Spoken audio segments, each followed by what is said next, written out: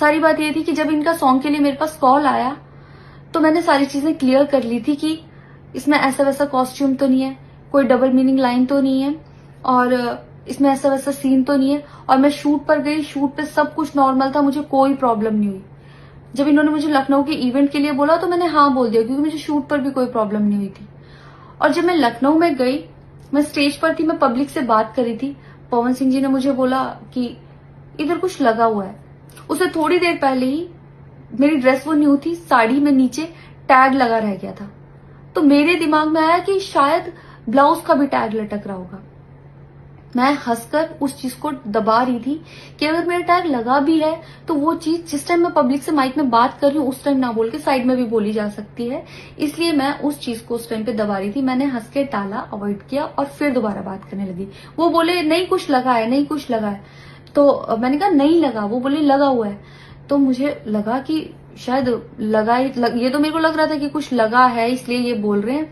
और पर फिर भी मैंने हंस के वहां पे टाला, पब्लिक से अपनी बात कंप्लीट की। कंप्लीट करने के बाद जब मैं अपने टीम मेंबर से मैंने पूछा साइड में जाके कि कुछ लगा है, क्या लगा है, उन्होंने बोला कुछ भी नहीं लगा था। जब मैंने देखा मेरे सच में कुछ नहीं लगा था, तब मुझे बहुत ज्यादा बुरा लगा, गुस्सा आया और रोना भी आया। लेकिन मुझे ये नहीं समझ आया कि मैं अब क्या करूं यहाँ पर, क्योंकि जहां मैं गई थी लखनऊ में, पवन सिंह जी खुद भी वहीं के रहने वाले हैं, उसी जगह पर इवेंट था। जितना वो क्राउड था वो सारा उनका फैन बेस था। उनको भगवान बोल रहे थे और भक्त बोल बोल के उनके पैरों में गिर रहे थे। वो उनका फैन बेस था, क्राउड था। तो मुझे समझ नहीं आया कि मैं क्या करूं। अगर मैं कुछ भी बोलती तो क्या वो लोग मुझे सपोर्ट करते? मेरे साथ कुल 3-4 बंदे यहाँ से गए थे, तो वहां जितना क्राउड था क्या वो लोग मेरा साथ देता? मैंने सोचा मैं बैक स्टेज जाके बात करूंगी। इतनी देर में थोड़ी देर रील्स बन के अचानक से वो उतर के चले गए बीच में ही इवेंट के। थोड़ी देर मैंने रील बनाई, अनाउंस ये किया गया कि अभी इवेंट दोबारा स्टार्ट होगा। डिनर के लिए अनाउंस कर दिया गया, मैं भी उतर के चली गई और इवेंट वहां पे खत्म हो चुका था। अनाउंस किया गया था सिर्फ कि दोबारा होगा। नेक्स्ट डे जब मैं घर आई तो मैंने देखा ये बहुत बड़ा मैटर बन चुका था। मैंने उन लोगों से कांटेक्ट करने की कोशिश की, किसी ने मेरा फोन पिक नहीं किया, ना ही उन लोगों ने फोन करके मुझसे हालचाल पूछा कि परेशान हो या कुछ भी नहीं, कोई हालचाल नहीं दिया।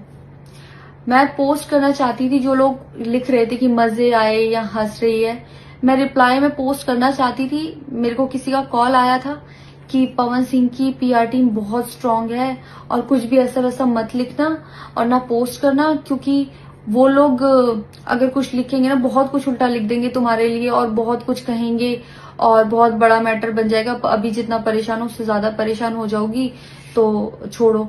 मैंने ये सोच के इस चीज को अवॉइड किया। मुझे लगा 1-2 दिन में मैटर थोड़ा ठंडा हो जाएगा, कोई बात नहीं।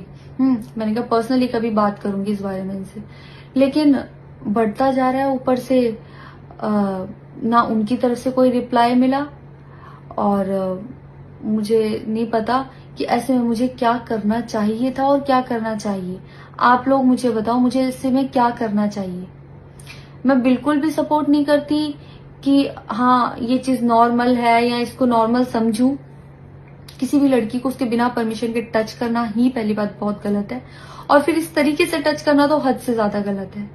यही सेम चीज अगर हरियाणा में हुई होती ना तो मुझे जवाब देने की जरूरत नहीं पड़ती, यहाँ की पब्लिक अपने आप जवाब दे देती, यहाँ की ऑडियंस फुल सपोर्ट करती और जवाब देती। लेकिन मैं उनकी जगह पर थी, वो यहाँ पे नहीं थे। इससे मुझे ये लेसन मिला है कि मैं भोजपुरी इंडस्ट्री में अब काम नहीं करूंगी। आर्टिस्ट हूं तो नई नई चीजें ट्राई करने का मन करता है कि ये भी ट्राई करूं, ये भी ट्राई करूं, ये भी ट्राई करूं। कुछ भी अलग सा आता है तो करने का मन करता है कि कुछ अलग होगा, कुछ नया ट्राई करती हूँ। और वो भी पवन सिंह जैसे सीनियर आर्टिस्ट के साथ कोलैबोरेशन थी तो हुआ कि हाँ कर लेती हूँ। होता है, अगर वो भी नहीं होते तब भी अगर कोई मेरे पास मराठी का भी प्रोजेक्ट आता तो मैं सोचती कि हाँ कुछ चेंज होगा, कुछ नया सीखने को मिलेगा, ट्राई करती हूँ। पर ये भोजपुरी में काम करने के मेरे साइड इफेक्ट थे जो मेरे साथ हुए। मैं अपने परिवार में, अपने हरियाणा में खुश हूं। मुझे नहीं करना काम भोजपुरी में। पर आप लोग मुझे जरूर बताना कि इस सिचुएशन में अगर आप होते और आप वहां पर होते तो आप उस टाइम पर क्या करते और मेरी गलती कहाँ है। जय श्री राम।